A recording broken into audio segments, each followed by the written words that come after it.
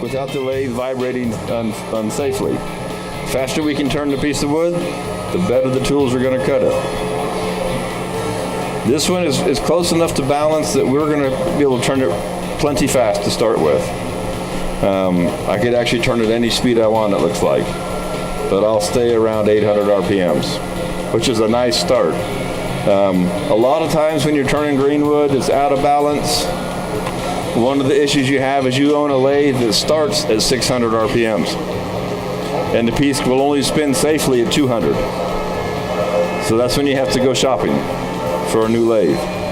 Unfortunately, the $149 lathe that starts at 600 RPM does not give you the flexibility to go down to a safe speed. I've actually seen guys show up at a club all-day demonstration somewhere in the public with a lathe that starts at 600 RPMs and a piece that's out of balance. This is no lie. 2 guys were holding it while the other guy was trying to turn. It wasn't a good exhibition of safe wood turning, but it was pretty comical. I was on the other side of the aisle and I kept going, "What do you think? Something going to crash?" So anyway, you want to establish a safe speed, and so that we have. Now I'm not going to dwell on lots of different things about the safety. We understand the safety glasses, safety shields. I got to get just a little bit of smudge off of here real quick. Now I'll start out turning this with the square style Easy Wood Tools roughing tool. They call it the rougher, I call it the square tool. And I use it for a lot of things. That's why I don't call it the roughing tool. I'll rough with it. I'll change the cutter to a radius cutter and finish with it. I'll use it for making tenons. So it's the square tool. They have 3 main tools.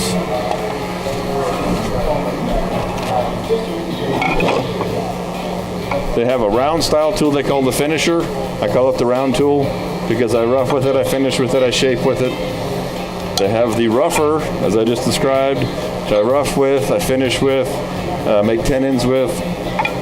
They have the little diamond pointed detail tool. It's great for little detail work, super handy. You don't use it a lot, but when it comes into play, it does the job really well. But we're going to start out with the square one. And actually, I have 2 of them. The one with the tape on the handle looking so good, that's got the finish radius cutter on it. This one without the tape is a true square cutter. So this one only makes finish cuts. Same tool. That's why I have trouble with the rougher when it's a finish tool as well. It just depends on what cutter's in it. Okay. So, put on my safety mask. I got my speed set. Face mask is on. I'm going to check my height. I want to be cutting at the center axis of the lathe.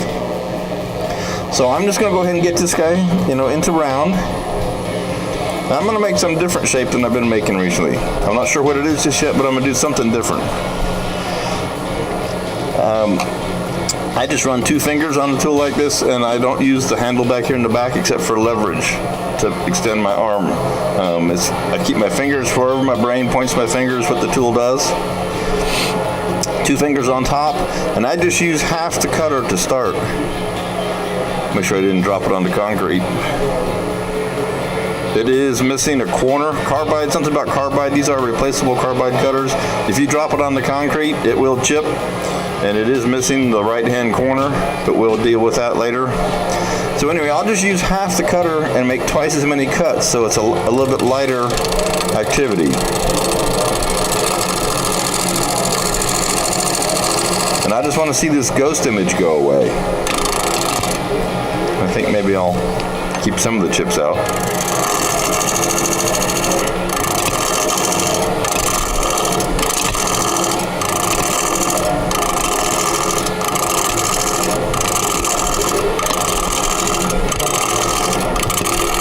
Now when we turn the green wood, like I said, we're going to leave it oversized, the rule of thumb being 10% of the diameter.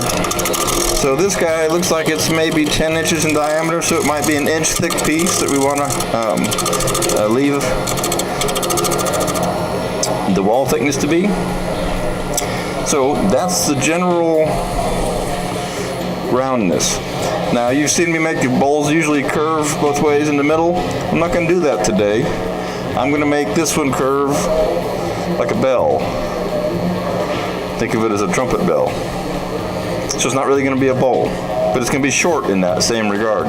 So all I need to do, I need to clean up the top, and all the rest of this is going to go away. So I'm going to make another cut up here at the top. Get the top flat so I establish the height of the top. And I don't need to go the whole way, just enough to find what's flat up here.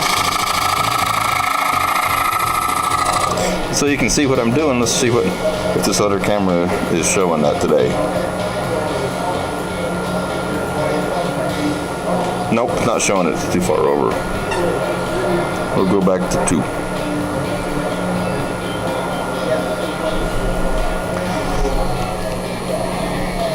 I just want to make sure that I have this all flat. There's a little bit right here that's not quite flat yet.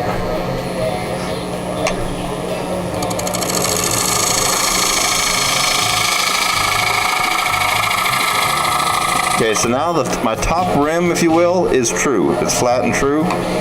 And I want to make this section, just the first section, say an inch of it, perfectly round. Now I could keep going in straight, but I can also use the side of this cutter.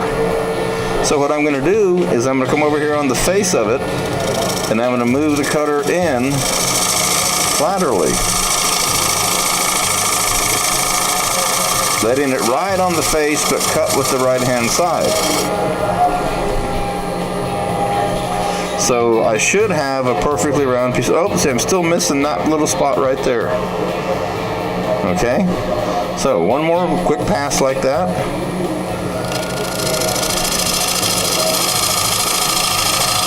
So these tools are very versatile. You can use them in a lot of ways. Okay, so now I should have my perfectly round piece. I do. All right, so now all this is going to get carved away. So you notice I didn't worry about any of that at all. So I'm going to switch over to the round tool.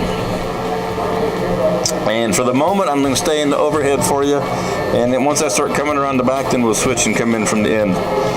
Any questions at all? Everybody's good? So with the round cutter, I'm actually going to start back here on the back corner now. Clean up this back corner. The box is closed. You might get chips on you, by the way. No, actually, I rephrase that. You will get chips on you. I'd offer you a raincoat, but I don't have one. So one of the beauties of these round cutters is I can cut left and I can cut right. I can go back and forth and never take the tool off the tool rest. Never stop cutting. If I was using my bowl gouge, I would be making a push cut and a pull cut and a push cut and a pull cut. The round cutter, I just go back and forth.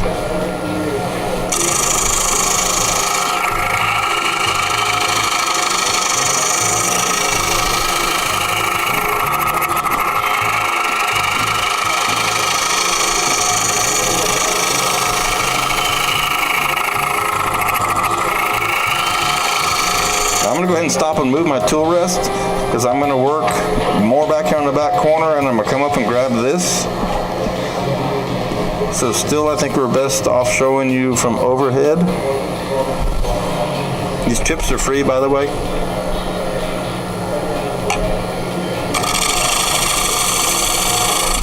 So I'm going to start working this away.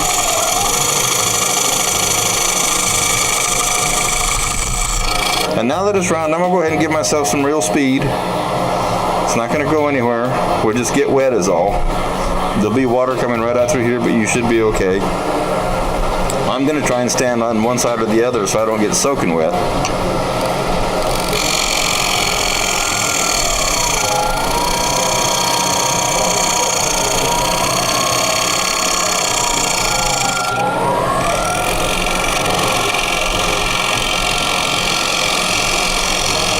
And it was funny, somebody told me that you can't throw chips with a carbide tool.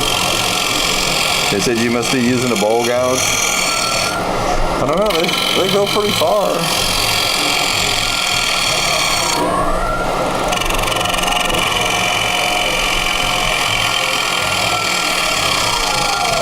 So you can see how wet this wood is. That's just paste as the moisture's coming out.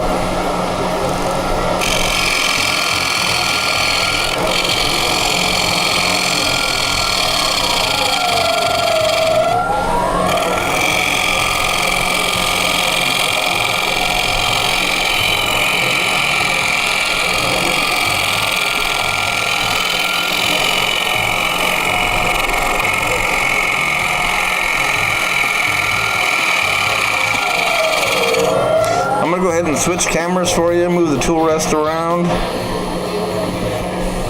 I'm going to shape as much of this as I can with the tailstock in place. It's always safer just to have it there. Once it gets in the way, I'll move it. Get you a little bit closer in here. See what's going on. Now I'll be making a tenon. I could make a tenon or a recess. I'm a tenon fan because I like to have the option to do something else later with that tenon if I choose to. So I'm just going to clean this up a little bit. And I'll start I'm going to take this whole corner away for the shape that I want to make.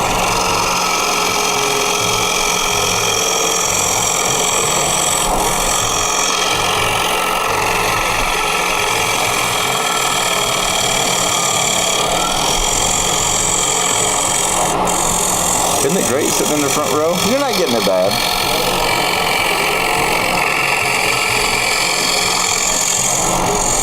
There was an attendee one time with a knit wool, big open knit wool sweater who I buried with chips, and I'm sure it took a long time to pick all those chips out. I felt kind of bad, but then again, only kind of.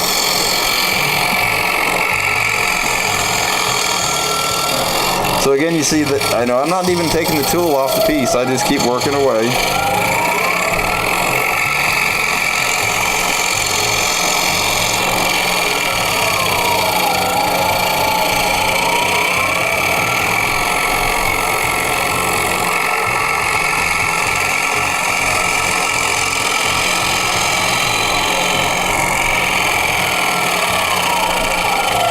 Now, one thing about this cutter, the way I use it, clean this off of here. I'll use all the way from one side of the cutter right up against the bar, all the way around to the other side.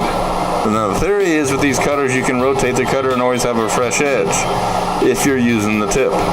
If you're a pen turner, you're doing spindle work, you're just using the tip, that's absolutely true. If you turn stuff like I do typically, and you use the whole thing, the only thing that's not getting dull is right here. So turning it is kind of pointless unless you want to make a pen before you throw it away or resharpen it. So I just change them out to answer that question in case anybody was wondering. I'll move this tool rest in a little bit closer. Always trying to keep it as close as I can.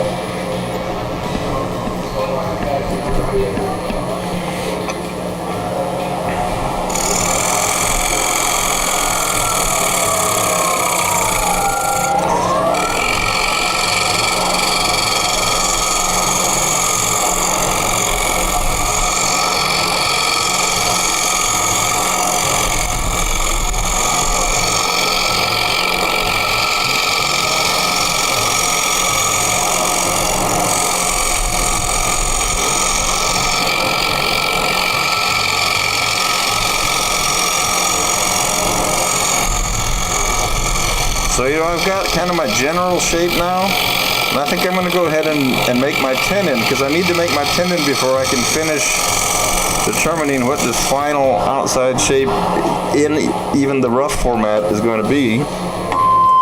Hush. So I'm going to go ahead and take the tailstock out of the way.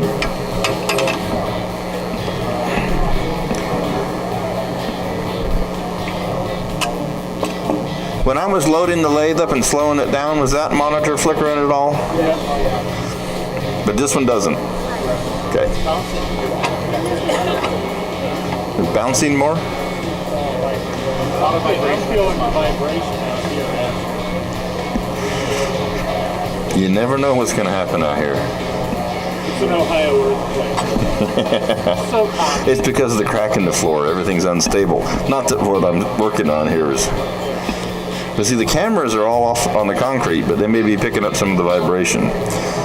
So anyway, on this guy, let's go ahead and make a smaller tenon so we can put more curve into it. Now I'm gonna make it 2 3/8, but I'll make it 2.5 inch tenon.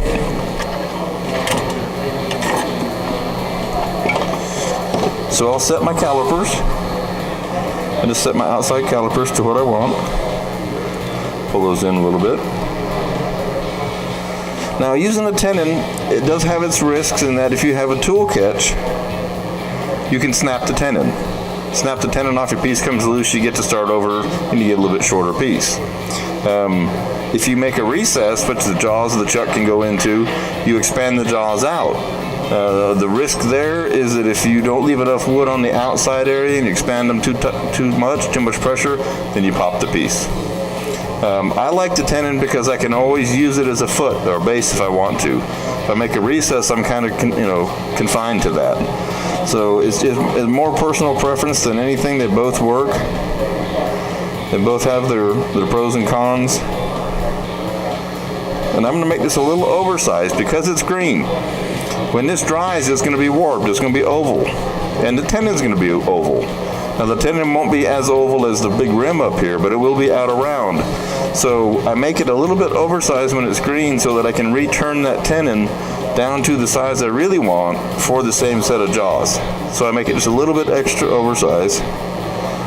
And I believe these jaws are actually technically 2 3/8. But I'm going to make it 2 5/8 to give myself plenty of latitude.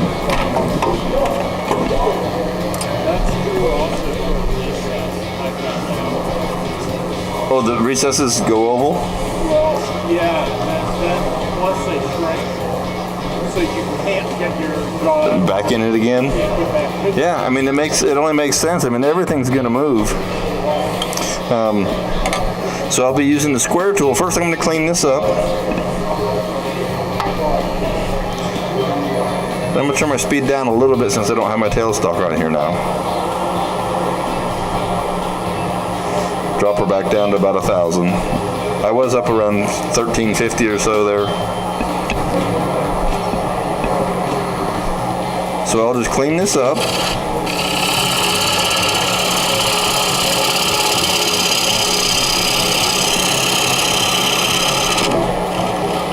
Okay, then I just, take and make a little estimate here, and then I make an estimate cut. It's just the way I like to do it. I don't use my pencil and my protractor or compass and all that. I just, make an estimate cut, and it's usually pretty close. And now I'll cut straight in. Get rid of some of this waste wood. And because the depth of the jaws match the length of the cutter, all I have to do is cut to the back corner of the cutter. I do need to put a new cutter on here. The size of the corner being chipped, I think, is starting to show its age.